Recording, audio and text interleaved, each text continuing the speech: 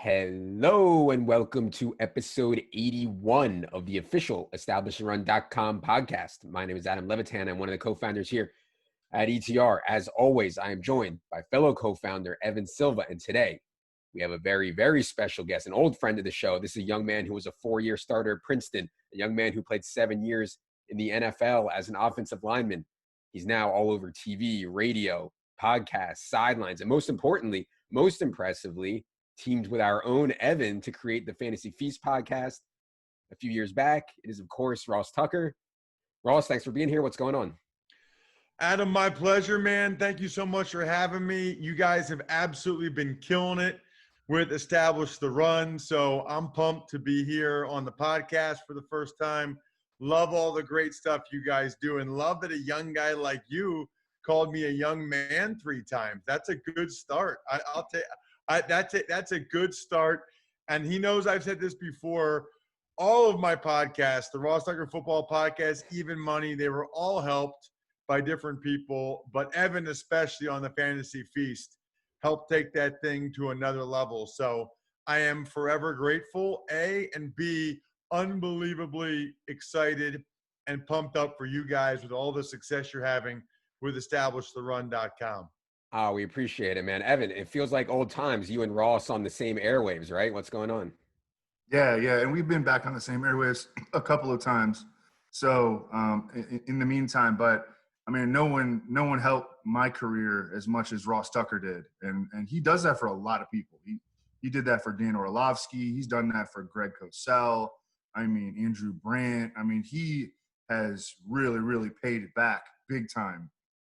Maybe as much as anyone or more than anyone. I mean, like right up there with Adam Schefter. Adam Schefter will help people in their careers. Ross Tucker will help you in your career if he believes in you. And I got this past week. I have not personally memorialized picture that I need to buy a frame and get a desk in my new little study. But I can't wait to put that on the wall and have that on the background. When we're podcasting over the next several years, hopefully. Yeah. Evan, for those people just listening to audio only, Evan just put up a signed picture of Ross from his playing days when he was with the Buffalo Bills. Speaking of which, on the show today, I think what's interesting is what life is like for an NFL player during these unique COVID-induced times. We're going to talk some offensive line play. We're going to talk about all that with Ross. I just want to quickly get into some background on you, Ross, before we get into the offensive line stuff. The first thing is you were obviously a very good high school player, offensive line, defensive line, I assume. Were you recruited by any non-Ivies? And I've always been fascinated by this. They say there's no scholarships awarded in the Ivy Leagues. They say you have to get in on your own merits and pay your own way. Is that really the way it goes in the Ivies? Good questions, Adam. And I appreciate the kind words too, Evan, from you. You know, I figured out really early on in the podcast game that I like specialists. I like people that have what I call the disease or the sickness, like they just love it, and that they're a specialist, right? So you are a specialist, Evan, with the fantasy stuff, and I could tell right away just based on like your tweets and the information you had that you loved it. So you became my fantasy guy, and Steve Fezzik is my betting guy, and Cosell's the film guy, and I could tell Orlovsky like loved it. I said, you know what? Start just doing video breakdowns of the quarterbacks from the NFL Game Pass. And well, we see where he is now. And Andrew Brandt's the business guy. So I like specialists. I feel like I'm more, Adam, of like a generalist. You know, I host and I know enough about everything without being a diehard. I guess my specialty is offensive line as much as any. But you guys have one of the best I consider in terms of offensive line specialists, and that's Brandon Thorne. He does an unbelievable job for you guys. So you know also the value of specialists. And you've got, I think, arguably the best offensive line guy out there in Brandon Thorne. So kudos to you guys. You know, it's funny, Adam. So like everybody that grows up in Pennsylvania, I wanted to play for Penn State, right? I'm a crazy late bloomer. So my dad is 5'9", 170 pounds. And my freshman year of high school, 5'9", 150. Sophomore year, 6 foot 170. Didn't play the first 2 games until a senior got hurt. And that was the first time that had ever happened in my life where I actually was like on a team but wasn't playing. That was hard for me. I've started the rest of the year. Junior year, 6'3", 210. I had a really good junior year at 6'3", 210. Started to get a bunch of interest, but at 6'3", 210, I wasn't nearly big enough to get Penn State, Notre Dame, schools like that on the offensive line, and not nearly fast enough for them to be recruiting me as a defensive lineman. So I ended up really having it come down to 4 schools. I got scholarships to William & Mary in Delaware, which was awesome. Like, I'm 17 and I can go to William & Mary or Delaware for free and play football. And my parents said if I took a full ride that they'd get me a car. I was like, that's awesome. But then, I started getting letters from the Ivy League, and in particular, like Princeton and Harvard. And I just remember thinking, holy crap, man. Like, I can go to – like, nobody in my family went to schools like that. I still remember to this day, December 1st is the first day they can come to your house. My grandma was there because both the Harvard and Princeton coaches came to my house. My grandma was like – it was like the happiest day. She lived 104 years. It was like the happiest day of her life because it was like, okay, the gene pool's working. It's starting to kick in now, Princeton or Harvard, one of my grandkids. And the truth is, there are not athletic scholarships. It is strictly based on financial need. Now, that's not the case. Some of the other places where they say that, some of the FCS places, certainly Division III, they'll say it's need-based financial aid, but they'll find a way to get you other grants and other money. The Ivy League is strictly need-based. That's the negative. The positive is the financial aid is so good now. It's better now, a lot better now than even when I went there, that a decent amount of the guys on Princeton's team go there for free or very little money. So the reason why the Ivy League has the most players in the NFL of any of the FCS conferences is because they get more FBS level recruits, and in particular Power 5 recruits, than the other schools do. Like Princeton, 2 out of the last 3 years is the #1 ranked FCS recruiting class because there are kids that will turn down scholarships to not only Northern Illinois and Western Michigan, but they'll turn down scholarships to Indiana and Illinois because they can go to Princeton or Harvard for free or for very little money.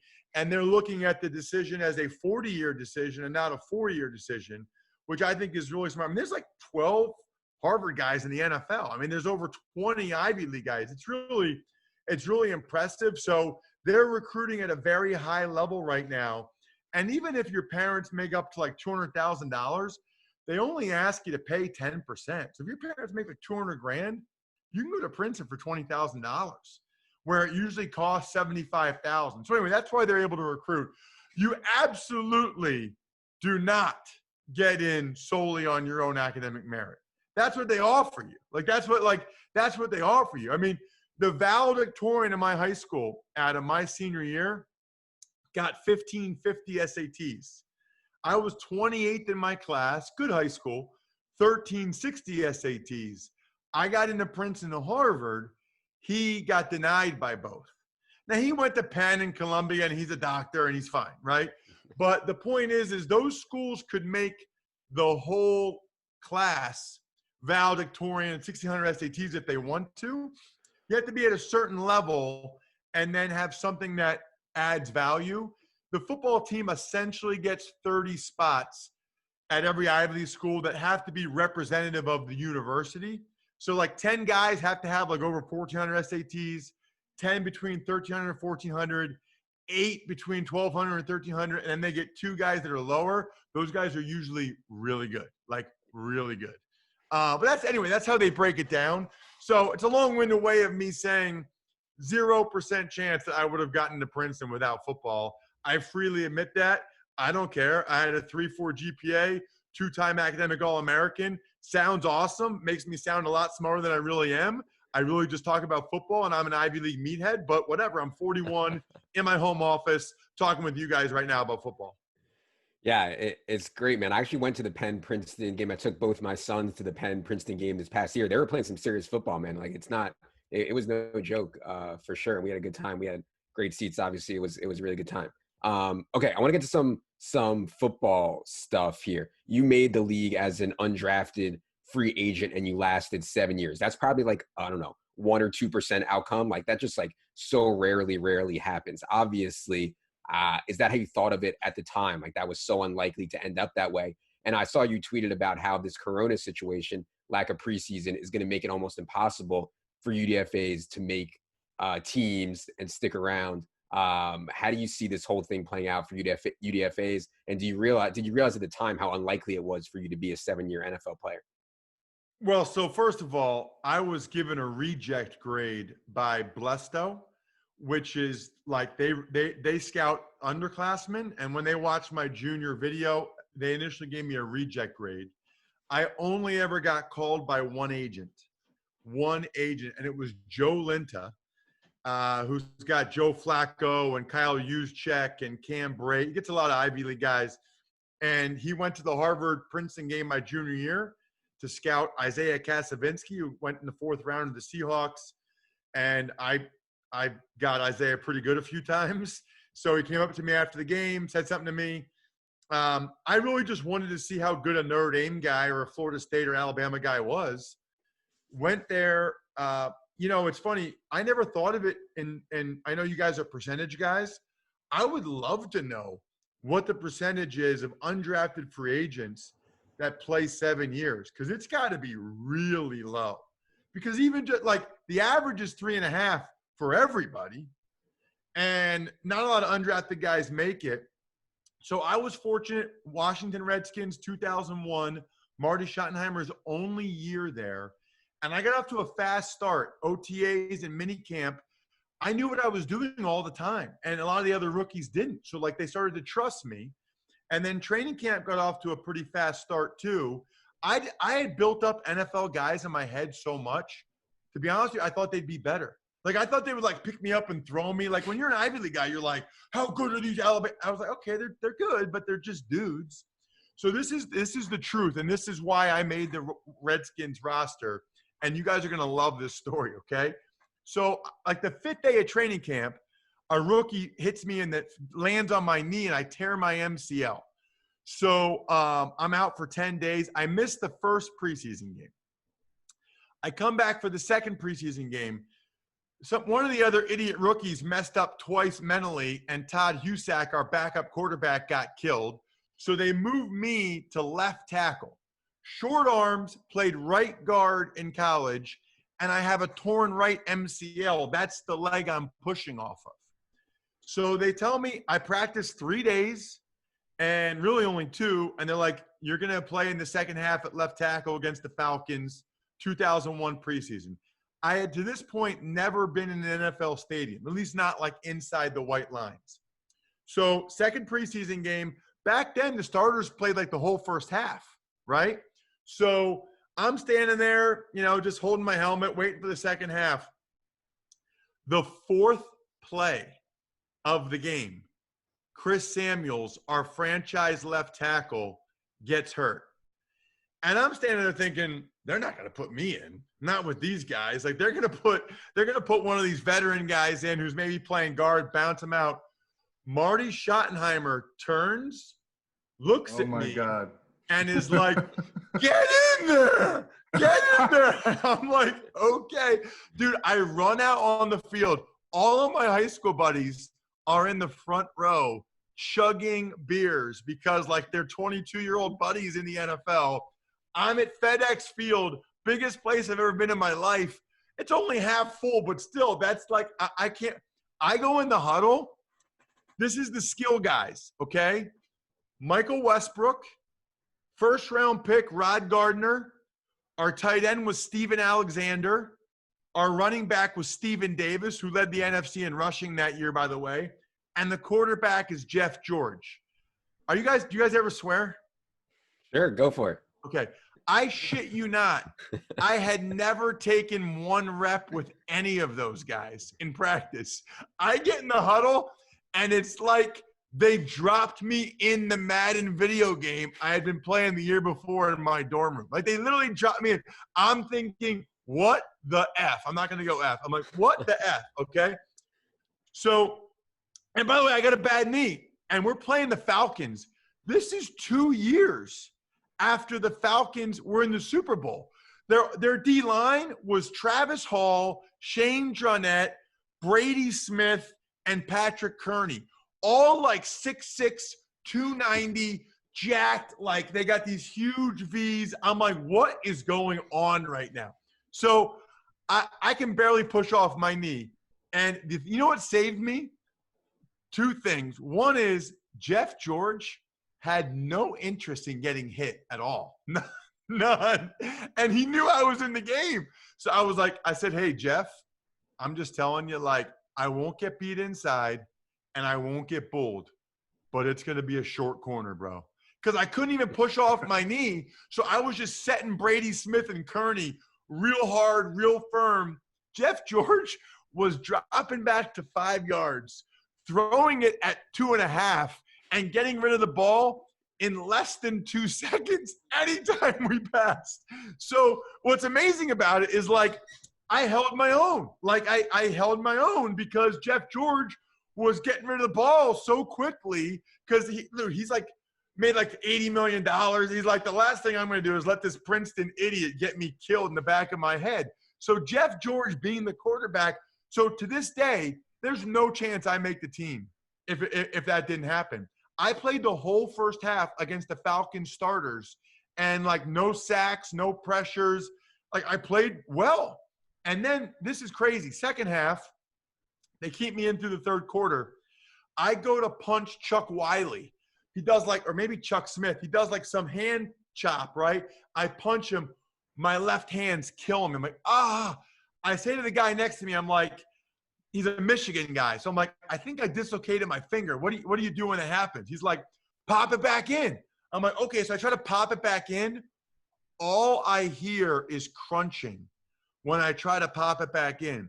The next 2 plays, I one-arm stab with my right arm and keep my left hand holstered.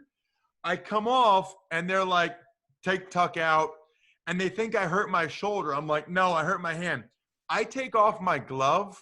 This bone right here, like not my finger, the bone in my hand, 4th metacarpal or whatever it's called, sticking out of the skin. So I tried to pop back in a broken hand. And so anyway, I missed the next preseason game. And then I play the last one against the Patriots with a cast. And I'm just bashing guys on the head with this thing. That's how I made the team. So if they didn't have preseason games 2001, I don't make the team. I don't play 7 years. I don't have a media career. I don't have a big podcast network. I'm not talking with you guys right now. Yeah. So there are awesome podcasters that are probably rookies right now in 2020 that we'll never hear about because they're getting screwed this year with no preseason games. Yeah. Okay, I want to ask about a couple football things here. First of all, this whole idea, you mentioned injuries. You had a ton of injuries in your career. We have debated on here, Evan and I have debated against a lot of people who are convinced they can predict injuries. They can say Will Fuller's definitely going to get hurt this year, beyond a shadow of a doubt. In your experience in the NFL, do you believe there's actually guys that are injury prone and guys that are not? Yes, I do. I think the saying is guys that get hurt a lot get hurt a lot. Now, that said, think about a guy like Matthew Stafford who got hurt a couple times and then really was healthy for a long time until this past year. But in general, like if you get a guy like Marquise Goodwin or Will Fuller and you go into it thinking this guy's going to be healthy all 16 games, you're probably kidding yourself, right? But as long as you know that, whether it's fantasy purposes or the Houston Texans, that's okay. You can't say for sure it's going to happen, but you guys know everything's probability, and the probability is pretty high for certain guys for sure.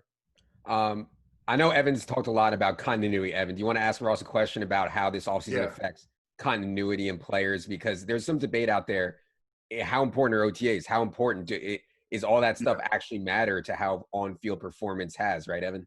Yeah, and I think that Ross, talking to Andrew Brandt, all the time, and all these specialists that you speak to, you probably know this better than I do, and you follow the intricacies of the NFL, like from a decision making standpoint, and how they're going to attack this situation in this season, this very, very unique season. It's right now it looks like they're going to have 14 practices and 0 preseason games. Of course, they had no OTAs, they had no June mandatory minicamp, there was no rookie camp. What is the fallout? Obviously, it's going to really hurt the UDFAs and probably the 7th round picks that are 5th on the depth chart, just going in, right? But what is the fallout, do you think, going to be on the field? And is it just going to be – I've heard for years like Dick Vermeil and, older school coaches talk about there's not enough practice time. You can't teach technique to offensive linemen. There's not enough practice time, and it gets reduced every time they have a new CBA meeting. And now it's reduced by a pandemic. So what's the fallout going to be? So it's not just technique, it's communication. That's most notable on the offensive line and in the defensive secondary, because those are the units that need to be on the same page the most. Otherwise, you have busts in the secondary, or you have guys come free along the offensive line. So like for my offensive line rankings, which I'll get into in detail on the Fantasy Feast podcast, I am putting a major premium on having all 5 guys back. So even some offensive lines that people might not think are great, like the Raiders or the Chiefs, you have all 5 guys back. That is significant. You're almost always working in concert with one of the guys on either side of you. And knowing what that guy is going to do and being on the same page is extremely valuable and important. So while I like teams like the Jets that throw resources at it, and I think that they'll be better, 14 practices is ridiculous. And so the offensive lines that are made up of veterans that have all worked together, the Colts are another good one. That is significant in my mind. And really, in general this year, continuity is going to be big. Head coach, coaching staffs, coordinators, quarterbacks. That's one reason why I'm a little skeptical of Tom Brady and the Patriots and the Bucs. Look, you want to know how important continuity is? Why do you think Brady has had all of these practices on his own? Why do you think Tom, the greatest player ever, he's the one, NFLPA says, we don't think this is a good idea. Brady texts everybody, get your asses there tomorrow at 7 a.m.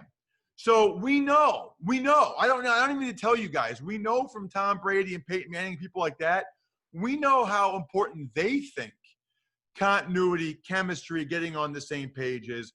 And I would say offensive line is as important as any. And all of that is exaggerated immensely in a year like this, right? The Bills, I think, are really interesting because they have a ton of continuity. They're bringing back their head coach. They're bringing back their OC. They're bringing back all 5 offensive line. We probably think of them as 16 to 19 range in the offensive line. Maybe they belong in the top 12 this year because they're bringing back everybody. Their only really significant personnel change on the offensive side is Stephon Diggs, who he's just replacing Duke Williams and Isaiah McKenzie. Yeah, so, I personally, I love the Bills. They're my favorite to win the AFC East. They have a beautiful roster. They have depth everywhere. The only thing they were missing was the number 1 wide receiver. They got him from Stephon Diggs. Even John Brown was better than people thought last year. Josh Allen made strides from year 1 to year 2. If he makes the same type of strides from year 2 to year 3, I would be surprised if they don't win the division unless Cam Newton goes back to 2018 early or 2015 form, which, by the way, I've said this a bunch of places. The Panthers don't think he's ever going to do that. Otherwise, they would have just kept him for this year. Yeah. Ron Rivera doesn't think he's going to do that. Otherwise, he would have made a big play to get him there as Haskins insurance. So maybe it happens in New England. I hope it does. I love watching Cam run people over. It's hilarious, right? I love it. But we know that the Panthers and Ron Rivera don't think it's going to happen for him. Yeah. Believe me, Evan's way too high on Cam Newton. We talked about that on the last podcast that we did together. All right, I know you got to get out of here real quick. I just got to ask you. You mentioned the offensive line and defensive secondary. Do you think that guys like Clyde Edwards-Helaire and Henry Ruggs and Joe Burrow, do you think these guys also take a big hit because of the lack of practice time, or is it just really offensive line and defensive secondary? It's everybody. It's most pronounced probably in those two from a communication standpoint, but in terms of being on the same page, quarterbacks and receivers, it really depends a lot on how much time they got together. You know, how much time they got together this offseason. I think that hurts Burrow probably more than anybody else, especially because the Bengals' offensive line stinks, right? At least Ruggs and Edwards-Helaire, we talked about earlier, they have all 5 guys on the offensive line, so that helps them from that standpoint.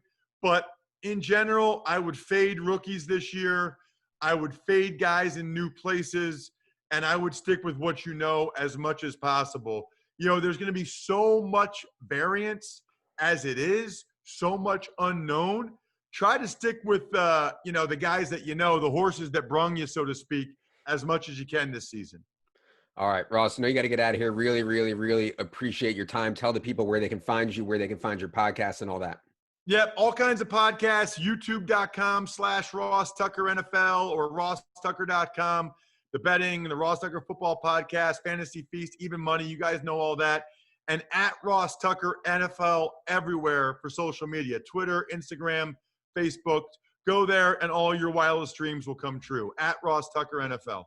Yeah, I know we didn't get into as much detailed offensive line talk as we wanted to, but we will. Evan and I will be back with Brandon Thorne, and I think, as Ross alluded to, Brandon studies offensive lines as much as anybody. We'll be back with him next week to talk a lot more about offensive lines. So, for Ross, for Evan, for producer Luke, I am Adam. Good luck, everybody.